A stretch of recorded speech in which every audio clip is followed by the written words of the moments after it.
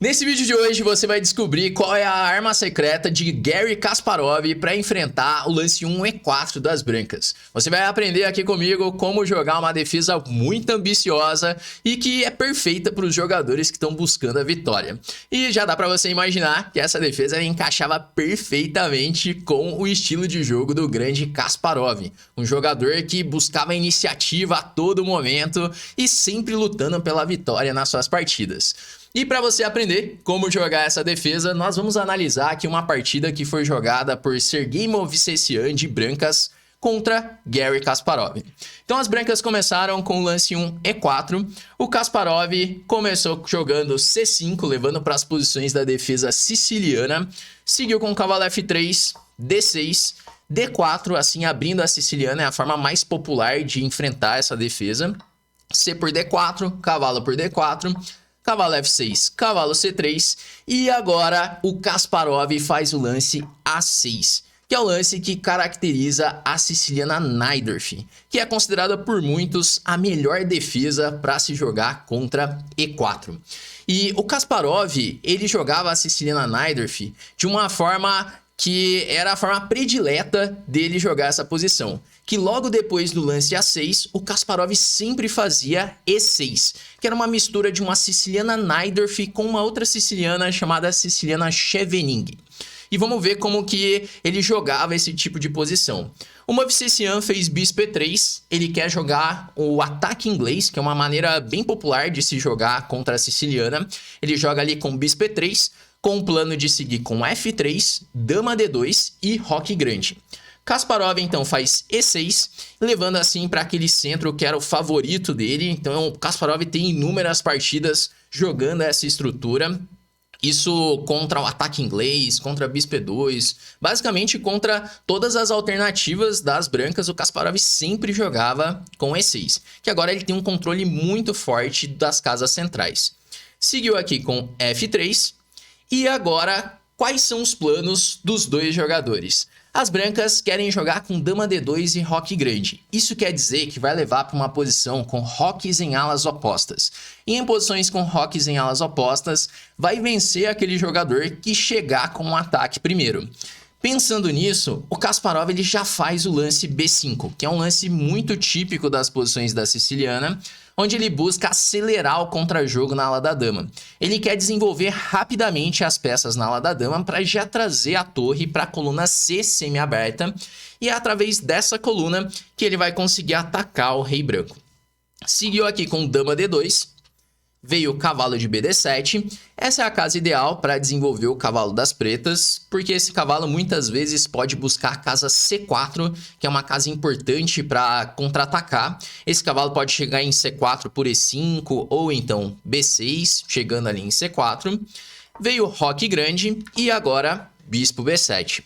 O Kasparov segue com a estratégia de acelerar o desenvolvimento na ala da dama. Ao invés de jogar o simples bispo E7, roque, ele se preocupa primeiro em contra-atacar. Ele quer jogar ali com torre C8 e B4 o mais rápido possível. Então essa é uma característica dessa posição. Se você vai jogar posições de Najdorf, posições com roques em alas opostas, você sempre tem que buscar a forma mais ativa de jogar a posição.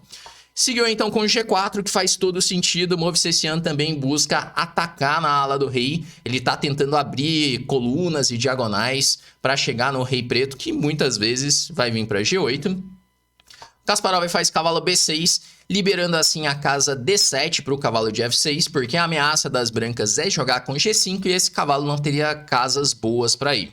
Então seguiu com o cavalo B6, dama F2, criando assim uma ameaça tática imediata na posição. Ele ameaça cavalo por E6, porque se faz um lance como, por exemplo, torre C8, tem cavalo toma E6, F6 e agora o cavalo de B6 ele tá caindo e o branco ele ganha um peão. Por isso, Kasparov faz cavalo de FD7, que é um lance que cedo ou tarde ele teria que fazer, porque vai chegar o G5 em algum momento, e o cavalo ele protege já o cavalo de B6. E mais pra frente esse cavalo também pode buscar a casa C4. Seguiu então com o rei B1, que é um lance típico para tirar o rei da coluna C, o rei ele fica mais seguro em B1. Torre C8, trazendo logo a torre para a coluna semi-aberta. E agora vem o lance bispo D3. E agora nós chegamos em um dos momentos mais importantes dessa partida que eu quero que você preste bastante atenção. Porque agora você vai conhecer um tema típico do meio-jogo. E eu quero que você preste atenção nesse momento porque os padrões típicos do meio-jogo, eles sempre se repetem. Então você está tendo aqui uma partida de modelo que é a partida do Kasparov. Mas esse mesmo tema que eu vou te mostrar, ele pode acontecer na sua partida também. Por isso que é um momento de atenção. E lembra disso, os padrões do meio-jogo, eles sempre vão se repetir. Pensando nisso, o lance aqui do Kasparov foi seguindo esses padrões. Kasparov faz torre toma C3, sacrificando assim uma qualidade. E por que esse lance ele é tão forte? Porque agora o Kasparov ele tem uma compensação tremenda por conta da falta de segurança do rei branco, que agora o rei ele fica muito exposto. Depois do lance B toma C3, o rei ele vai ficar vulnerável a ataques das pretas, que as peças podem chegar rapidamente no ataque. E o peão de C3 ele também se torna uma debilidade. Agora um ponto importante, o Kasparov ele não vai ter um ataque imediato, ele não vai ter nenhuma forma de recuperar o material. É interessante ver como que daqui para frente ele só vai melhorando as peças e trazendo mais peças para o ataque. Isso aqui nós chamamos de uma compensação a longo prazo. E é algo bem interessante de você já entender para compreender melhor essa partida. Depois do lance B por C3, Kasparov jogou dama C7 atacando o peão de C3. Seguiu com o cavalo E2 para defender. E agora ele faz o tranquilo bispo E7, assim completando em desenvolvimento. Ele quer jogar bispo E7 seguido de roque, para assim poder trazer a outra torre para o ataque. Seguiu com G5, roque pequeno, e agora H4. O Movsesian também ele quer buscar contra-jogo. Ele quer chegar ali com G6 em algum momento, jogando H5 e G6 para abrir colunas na ala do rei. Por isso, o Kasparov ele precisa ser rápido também. E essa é uma característica desse tipo de posição, que você precisa jogar muito bem com a iniciativa. Então não dá para ficar fazendo lances passivos, lances de espera. E você vai ver que o Kasparov ele sempre está criando alguma ameaça. Como, por exemplo, o lance cavalo A4, que ele já traz mais uma peça para o ataque e aumenta a pressão em cima do peão de C3. O Movsesian seguiu aqui com o bispo C1, que é um lance bem interessante, porque se o Kasparov ele simplesmente vai atrás de recuperar o material, as brancas conseguem organizar as peças. E agora o bispo de B2, ele pode ajudar tanto na defesa quanto no ataque. Mas é claro que o Kasparov ele não vai ficar indo atrás de um peãozinho, ficar indo atrás do material. O Kasparov ele traz mais peças para o ataque, fazendo o lance cavalo E5. É aquilo que eu te falei, não é para ficar recuperando material, a ideia é explorar a longo prazo a falta de segurança do rei branco. Kasparov faz cavalo E5, o cavalo pode chegar em C4 ou então pressionar o peão de F3, seguiu com H5. E agora o Kasparov ele faz um lance muito forte da posição, que é outro lance típico das posições de siciliana. É outro daqueles padrões importantes de você conhecer para conseguir jogar esse tipo de posição. Vamos pensar o seguinte, a estratégia das pretas agora é abrir a posição, é conseguir abrir linhas para chegar nesse rei que está exposto. Quando você quer abrir linhas, é importante pensar em rupturas, que são os pontos de contato entre os peões. Pensando nisso, o Kasparov ele faz agora o lance D5, que é um lance muito forte, porque agora o bispo de E7 ele começa a entrar em jogo, ele vai participar do ataque também, e o bispo de B7 também ganha vida assim que abrir essa diagonal. Então esse lance é um lance que em algum momento vai repetir nas suas partidas também, jogando a Siciliana Najdorf. Agora, de repente, você pode estar pensando, tá, Evandro, mas como que eu faço para aprender esses padrões, então, esses lances que você fala que são lances típicos da siciliana?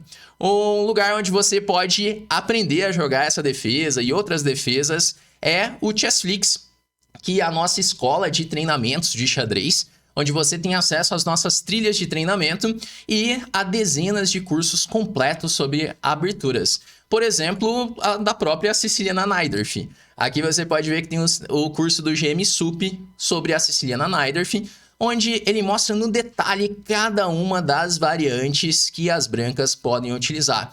Como, por exemplo, o ataque inglês que a gente está vendo aqui é uma das posições que ele analisa ali na Siciliana Najdorf. Até mesmo a partida de modelo do Kasparov também é analisada aqui dentro do curso. Então você pode aprender todos esses padrões aqui dentro do Chessflix. Para você entrar para o Chessflix, é só você clicar no link que está na descrição aqui do vídeo, entrar para a nossa lista de espera e assim que surgir novas vagas, você vai ser avisado primeiro, podendo entrar com uma condição especial com um valor bem abaixo do valor normal do Chessflix.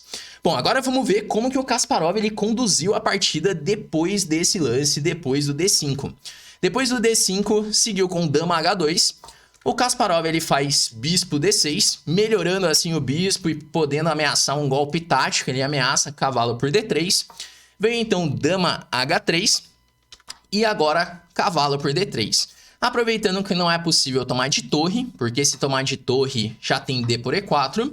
E tá caindo esse peão e o bispo ele ganha vida. Aqui já é uma posição desesperada de jogar de brancas, que os bispos começam a dominar o tabuleiro.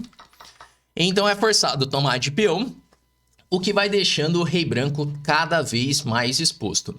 E agora o Kasparov ele usa da mesma estratégia de abrir a posição. Primeiro ele fez a ruptura D5 e agora ele vai fazer uma outra ruptura para abrir linhas, que é a ruptura B4. Então lembra disso, em posições de siciliana, posições com roques em alas opostas, é interessante ficar sempre atento nesses pontos de contato entre os peões, porque assim você consegue abrir linhas para suas peças. Depois de B4, seguiu com C por B4, torre C8, ameaçando assim dama C2 cheque, ganhando a partida. Vem então rei A1 e agora D por E4. O Kasparov ele segue abrindo a posição. Vem então F toma E4 e agora ele está querendo fazer o lance bispo E5 cheque. Porque imagina, se faz um lance... Eu vou fazer um lance qualquer, como por exemplo, bispo E5 cheque, ele faz rei B1. As pretas já estão dando mate com dama C2. Só que tem um problema, que se jogar bispo E5 cheque direto, o branco pode responder com D4. Pensando nisso, o Kasparov ele faz primeiro bispo toma E4, sacrificando a peça. A ideia é simples, que se jogar agora com D por E4, tem bispo E5 cheque, aproveitando desse tema de mate. E se jogar agora, por exemplo, lance como cavalo D4 para cobrir o cheque, é possível fazer bispo toma, torre toma, e agora tem um tema de mate muito bonito na posição, que é o sacrifício de dama com dama toma C1.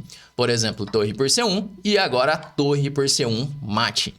Esse é um ponto das partidas do Kasparov também, que além dele vencer a partida por ataque, ele sempre buscava aquele arremate mais estético da posição, né? Aquele lance mais brilhante, e aqui poderia surgir esse tipo de arremate dele. Só que o Movsesian ele não tomou o bispo, então depois de bispo E4, seguiu com G6.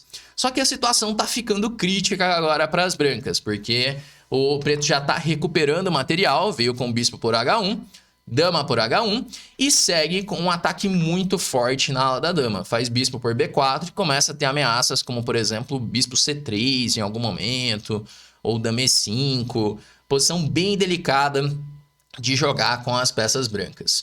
Movsesian seguiu agora tomando em F7, tentando criar algum tipo de contra-jogo. Kasparov faz rei F8, ele usa o peão das brancas como proteção do próprio rei.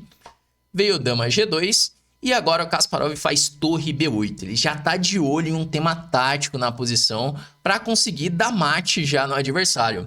A ideia do Kasparov é fazer bispo C3. Começou a surgir aí as redes de mate na posição.